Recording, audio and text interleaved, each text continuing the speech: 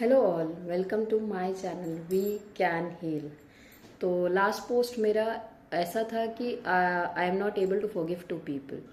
तो उसी के बाद कोइंसिडेंटली या कैसे भी बोलिए, पर मुझे दो स्ट्रैटेजीज मिली जिससे I can look at this thing from a different perspective. मतलब मैं भी मानती हूँ कि कायनात works if you ask something, दिल से कुछ भी मांगोगे तो कायनात आपको देती है। तो I think this is a signal. May be you can try the same, ask nicely and बोलते ना truly and leave, okay, and you will find answers. Okay, तो आंसर्स में पहला तो ये आया कि एक वीडियो देखा, उसमें बोलते हैं when you are hurt then only you can heal. Okay, मतलब एक तरफ तो आपको बहुत ज़्यादा दिल दुखाया गया है, ठीक है, तो आप जब उसके ऑपोजिट एंड में जाएंगे तो आप ग्रैटिट्यूड फील करेंगे कि इससे मैंने क्या सीखा, या मेरे साथ ये हुआ, इससे मेरे अंदर क्या ट्रांसफॉर्मेशन आया, मैंने कुछ तो सीखा, या मेरे अंदर एक आभार हुआ कि अगर मेरे साथ ये नहीं होता तो मैं किस चीज़ के लिए ग्रेटफुल नहीं होती। Like for example with one, मतलब I can say with one person, you give and give and give and do not receive, okay, but you keep on giving। तो वो चीज़ मुझे सिखाई गई कि you should be grateful to give, but when it stops coming from the other side you need to understand that your work is over here, and for yourself or for your own self love and awareness you need to stay away or close the relation।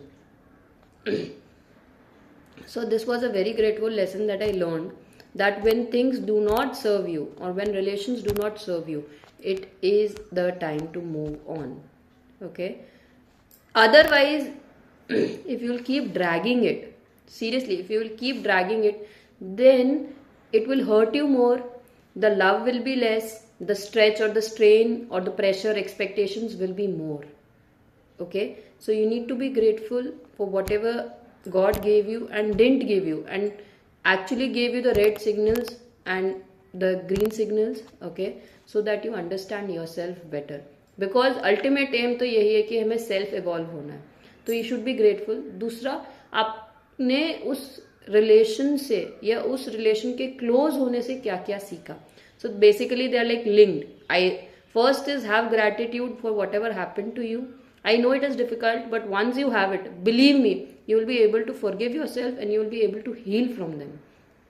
Secondly, if you literally list the reasons, you will understand how much was it necessary for that hurt or that scar to happen to you। क्योंकि अब अगली बार आप ध्यान रखोगे, अगली बार आप expectations नहीं रखोगे, अगली बार आप डेस्परेट नहीं होगे, अगली बार आप टॉक्सिक रिलेशन को आइडेंटिफाई कर पाओगे। आप ब्लाइंड होना अलग बात है, एक तो होता है कि हमको समझ में ही नहीं आ रहा, हमको दिख ही नहीं रहा है। एक है कि हमको दिख रहा है कि the next person can be selfish और self centred at most of the times. So you protect, you give yourself limits so that you do not scar yourself again। Obviously you will love and you should love। मतलब जब आप heal हो जाओगे ना तो आप नए इंसान को प्यार करोगे और दिल से प्यार करोगे, पर एक्सपेक्टेशंस और हर्ट और इमोशनल इन्वेस्टमेंट ये सब कम रखोगे ताकि वो टॉक्सिक आपके लिए ना हो पाए।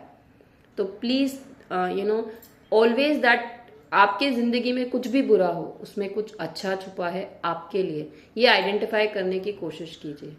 और जब कोई चीज लगे कि बहुत ड्रैग हो गई है, relation, things, possessions, job, anything, कि वो बहुत ज्यादा खिंच रही है, please have the guts and grit to move ahead, to close that chapter and start a new chapter। Thank you। Please heal।